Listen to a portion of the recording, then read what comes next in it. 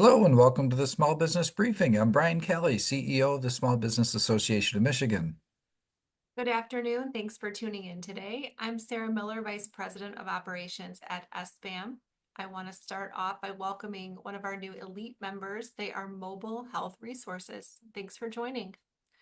All right, so we have quite a few topics to get through today. I think I say that every Monday, but we do have quite a list today. So let's start first with a trade deal that we heard about last week with Great Britain. This first trade deal since the new tariffs were announced. But in a surprise announcement, it appears a deal may now be struck with China. So Brian, what do we know so far? Yeah, a pretty big kind of 1-2 punch here with late last week and then today. And deal, while that's how it's been kind of described, trade deals, I think that might be a little bit strong of a word that you see reported in the news, but more like a framework with Britain and then with China, a 90-day deal, like how the next 90 days are going to go with other things to be worked out later. But certainly a few last week and through today, probably seeing some exuberance in the stock market, just in seeing the prospects of these things, these trade issues settling. So let's talk about with the U.S. and UK or Great Britain, the um, the uh, the crux of it is that in this framework is that they'll reduce tariffs on. Remember, there's a general tariff, and then there's steel and aluminum, and then vehicles. There's several different kind of levels here, but essentially it would subject the first 100,000 vehicles, so in the auto industry, the first 100,000 vehicles to a 10% tariff instead of 25% as it was originally announced, and also reduce on imports of steel and aluminum. The United Kingdom would reduce their tariffs on all U.S. goods from 5.1 to 1.8%. And then the U.S. would maintain on the everything else tariff, the kind of the general tariff at 10%. So that was there are a few other things in there, agriculture in particular. I've made some notes here because there's several kind of moving pieces to it. But agriculture, ethanol in particular, that aim to generate about 5 billion in new export opportunities for the U.S. All right, so that's with the United Kingdom or UK, and relatively, it's not a small trade relationship, but relative to say China or Mexico or Canada, small. So bigger news today with China. So this is a temporary agreement with China over the next 90 days. And while they work out a permanent agreement, the U.S. will lower its tariffs on Chinese imports from 145%, which is what it had escalated to. It's not what it was in the past, what it has escalated to in recent months, to 30%. Okay, so not like Great Britain where it's 10%, but 30%. And then China reducing its tariffs on U.S. goods. They had escalated theirs all the way to 125%, settling it back to 10%, again, for a 90-day period. When this was announced, the president had indicated that the main focus here is to try to lower the trade deficit with China. That's the end game strategy here. But in terms of how much to lower it to, really don't know. Just looking up last year's number, the trade deficit with China was almost 300 billion, $294 billion. So it's very sizable number, but that is the goal here to reduce that. Not exactly clear in the scenario laid out how much it would, but and remember, there's two sides of the equation. A trade deficit can be eliminated by stopping things from coming in or selling more things there. Right? So it's a dynamic number with a couple of moving pieces here. So so far, with those two out of the way, I must say I'm not surprised by the UK. I am surprised by China. That didn't. There was some indication yesterday, some confirmation from Chinese leaders, I'm sorry, last week, that there were talks in place. But the idea that there's this 90-day agreement, it shows you these two countries have so much at stake. And while they kind of escalated and everybody was kind of playing tough through what had happened as they went to 145 and 125 percent tariffs on either side, have quickly de-escalated back because frankly both have a lot at stake. All right. The Federal Reserve met last week, as we had previewed. Was there any change made to fiscal policy or hints about interest rate cuts? More of the same out of the Federal Reserve. So what Jerome Powell said was that they were still going to take what he called a quote wait and see end quote approach.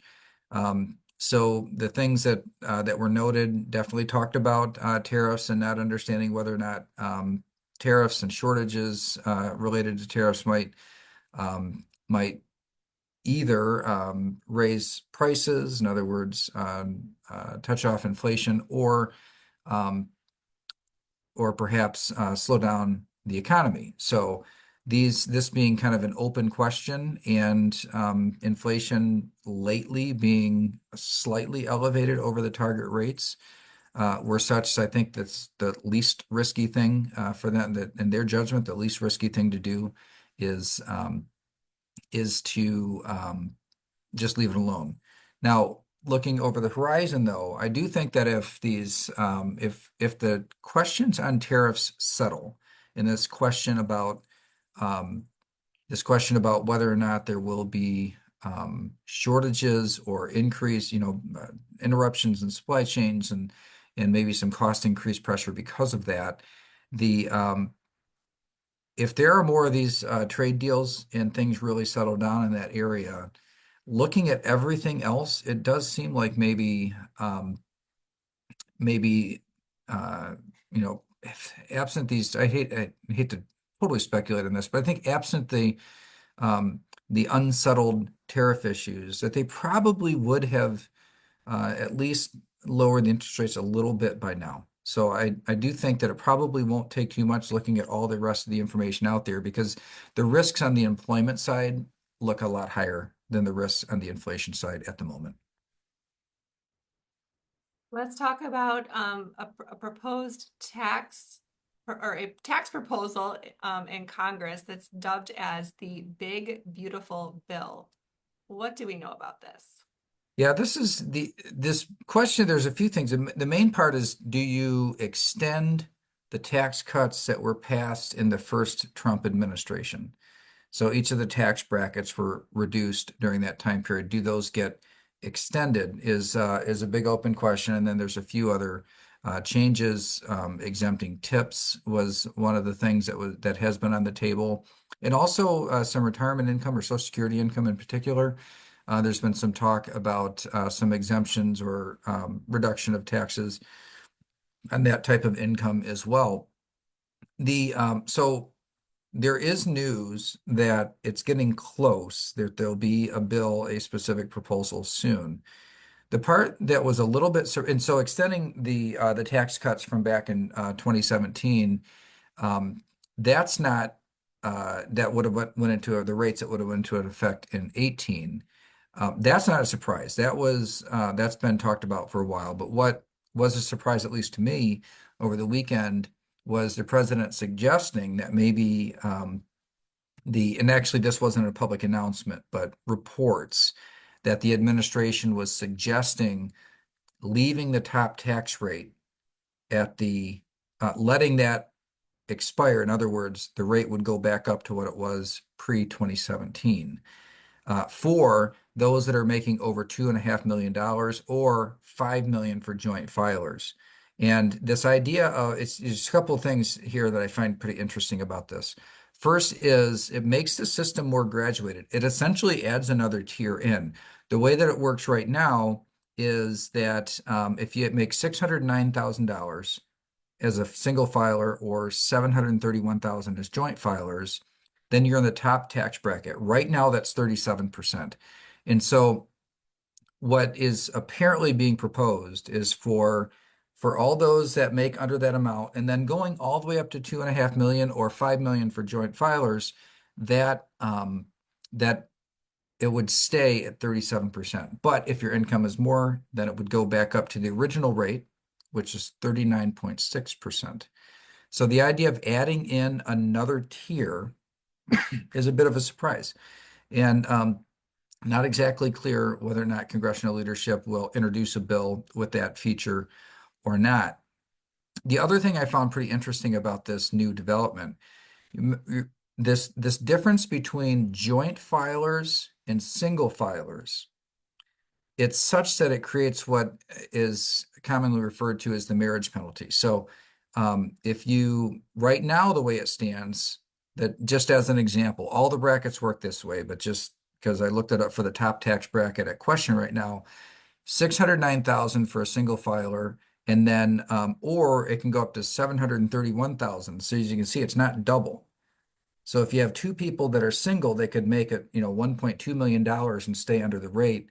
But if they get married, then they go to a higher rate. Okay, so um, that's what's known as the marriage penalty.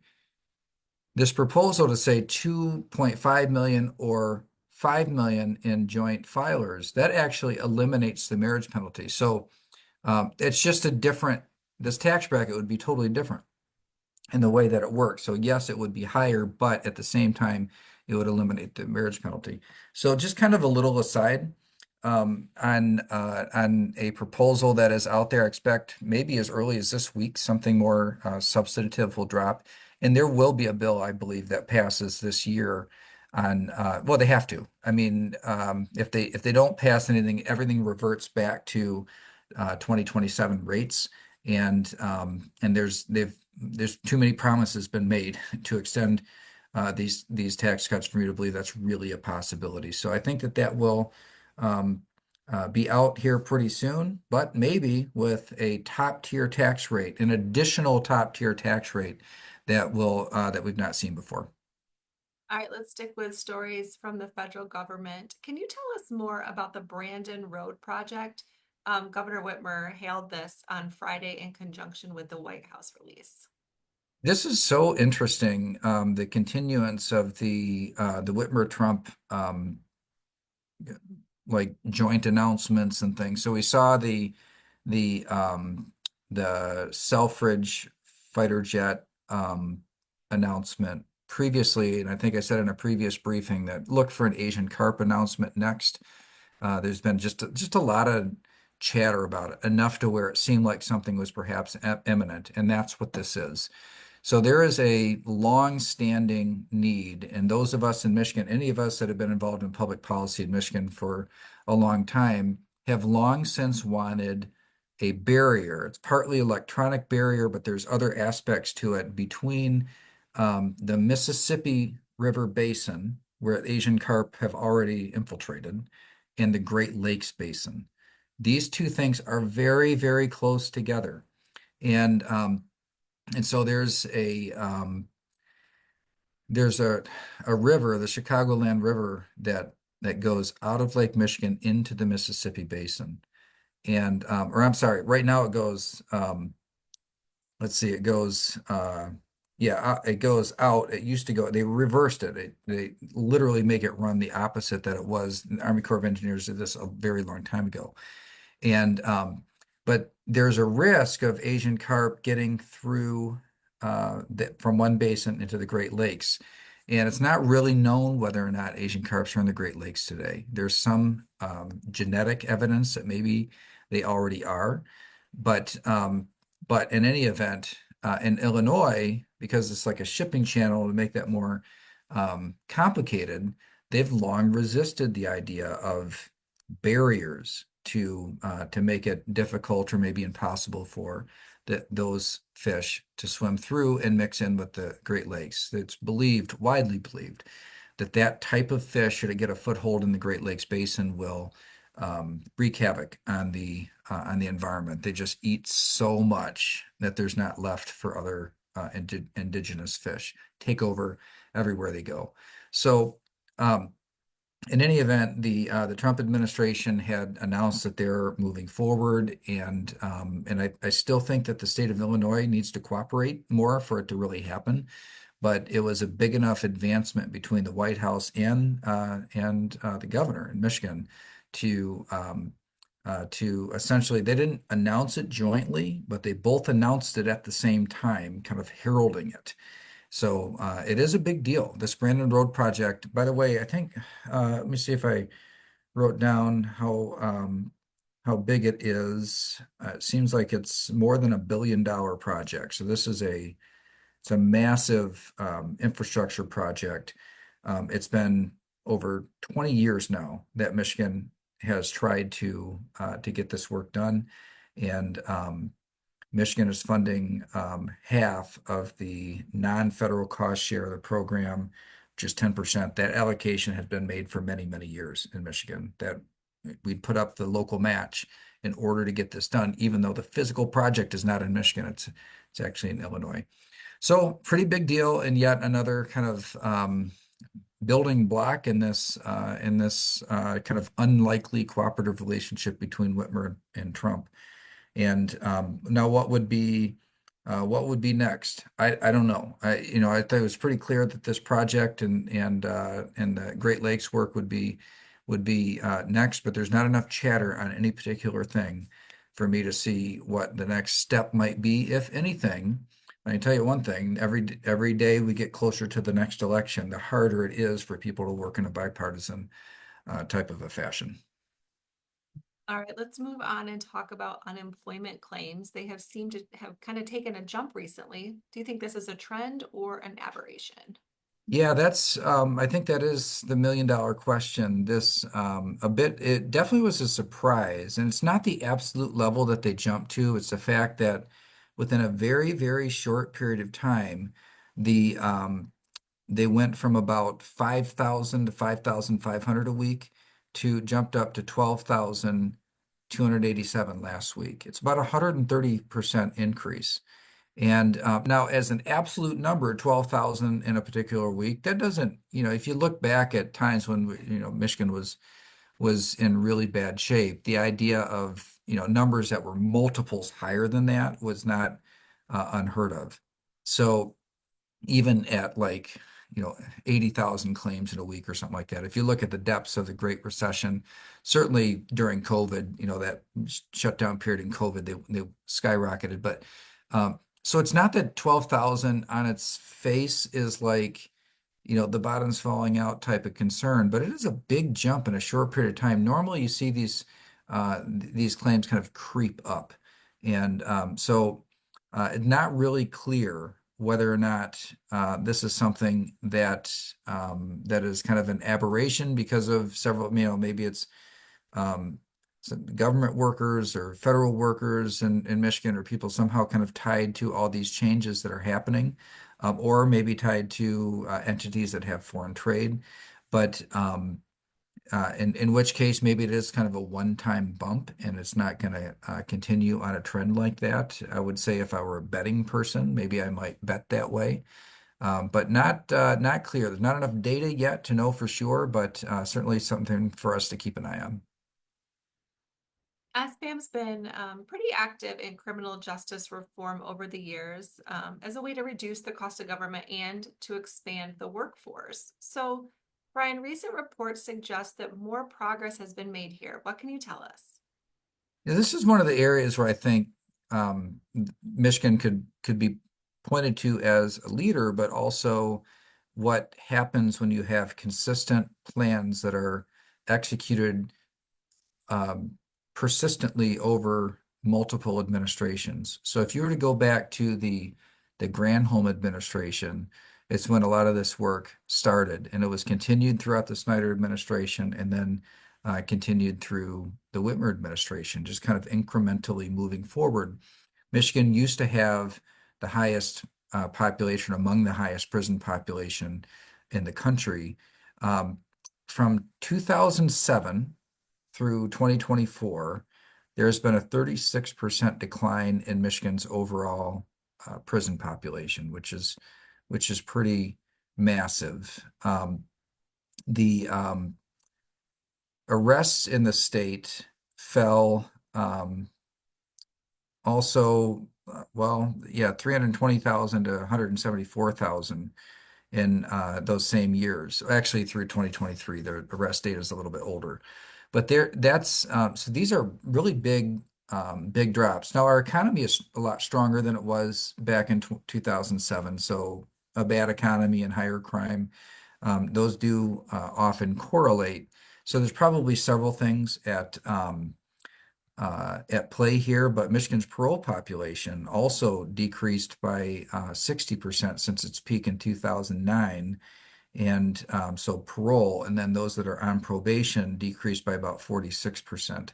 And you put all these things together, it would suggest that there's fewer people going into prison and fewer people that get out of prison going back to prison. So you have fewer arrests, so less crime, then fewer people, those that are arrested, fewer of them actually going to prison. These things called treatment courts that divert people from prison. And then when people do serve in prison and get out, in terms of those on probation, that's going down as well. All of these things, there's different pieces to the puzzle and different initiatives across the board. The Michigan Department of Corrections reported a 22.7% recidivism rate. That means what somebody gets out and do they end up back in the criminal justice system later? Um, and that's a 3-year rate. So do they return within 3 years? And at 22.7%, I wasn't able to track down what it was back when I was in the House of Representatives, was when Governor Granholm was in office. That was and so for the beginning of this work, I was around for, and I want to say that it was close to 50% recidivism. About half of the people that got out of prison ended up back in prison within 3 years. That number today, 22.7%. It really does. You look at every single one of these stats along the way, it looks like it's hitting that there's been improvement made in every single one of them, which would suggest that future prison population declines are likely. All right, moving on. Ford has released some price changes. They actually released these last week. Do you think these foreshadow or quantify the tariff impacts? I think it's our first look at it, our first indication of what sorts of impacts, at least for their vehicles that are made in Mexico. So keep in mind, they do raise prices each year. I mean, it's just the normal, as cost of things go up, including cost of labor, they make adjustments in the prices. They did say that they're estimating at this point a $2.5 billion additional cost from tariffs, and they expect to offset about $1 billion of that with cost cuts. General Motors estimated their number more like 5 billion, so about twice as much impact as Ford. But Ford does, I think, do more domestic manufacturing. But the Mach-E will be about $2,000 more expensive. The Bronco Sport, about 1,200, and the Maverick, the little pickup, is 1,150 more. So those are the ones that they had released. Now, Ford spokesperson confirmed the increases. And said that they reflect a combination of the typical mid-year pricing adjustments and some impact from tariffs, and also wanted to make the point that they were not passing on the full cost of the tariffs to customers. And vehicles currently in dealer inventory won't be affected. So in other words, these new prices would be new vehicles ordered. Those that are already in the lots wouldn't be affected. It is interesting though, if you look at these numbers in car sales in the first quarter and the way that, I mean, people have moved up their buying. Whenever I see something like that in a release, I always wonder, like, are they just trying to clear their inventory, before the next year comes, or the next model comes on the lots. But I don't know whether or not that those levels would surprise anybody or kind of shock anybody. But the reason I thought I'd include them today is because it does seem like they give a pretty good indication, just from a scale or a scope standpoint, what type of impact whatever they know today will be. Although if you have a purely imported vehicle from someplace else, probably a good bet the impact's going to be bigger than that. All right, here in Michigan, the state Senate is considering some changes in independent contractor rules. We actually had a call to action about this, Brian, but how big of a threat are these proposed changes? Well, the good news is that the state house is not likely to take up this very, very bad legislation. But unfortunately, this issue has been brought up, has been introduced in both the House and the Senate, going back the last four terms, at least four terms, maybe more, but the last four that I can recall. And what this does is it narrows the scenarios, the circumstances under which a person can be considered an independent contractor. And the thing they really seem to be zeroing in on is like somebody who is an independent contractor and they only have one client. And so they shouldn't be a contractor, they should be an employee. And we really are trying to educate the policymakers here that it's not very unusual for somebody to launch a business with just one client. In fact, it's also not unusual for somebody who has some sort of professional skill to do that for a company and leave that company and their first client is their former employer as they're hanging their own shingle. And the fact that they only have the one client, meaning they can't start a business and they have to be an employee, that just doesn't it doesn't make sense. And it would signal that there's really a big knowledge gap that exists with respect to starting businesses or how businesses operate. And so this is one that we are going to do our best to make sure it doesn't even get out of the Senate, although it probably is going to make it out of the committee, just the way that the committee it's in is stacked, maybe as early as this week. Um, our call to action was pointed just at the Senate so far because would rather kill it there. But ultimately, we feel good about where things stand in the House, but you just never know in a state like Michigan, term by term, control going back and forth, and new people coming and going all the time. This is an issue that we cannot afford to take for granted, as these are the seats of new small businesses, and they are the key to the success of small businesses who need independent contractors. All right, I did share the call to action link here in the chat. So, Brian, we don't have a Data Monday report today, but tell us what are you paying attention to this coming week that you might include in a report next week? I think the biggest one is the consumer price index. So we will see the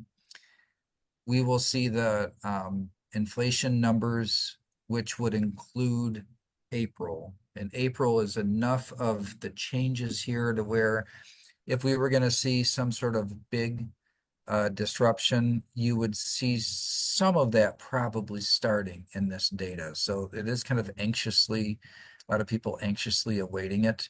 Um, However, I will say that there are many commodity prices that have come down. So it'll be important in this particular report to look under the hood. It had a headline number, but there'll be ups and downs in that. So where's the core inflation and where's the headline inflation? That's what I'll be looking for most closely. I think those numbers are due tomorrow. And so not quite early enough to make this small business briefing, but we'll certainly have them for you next week.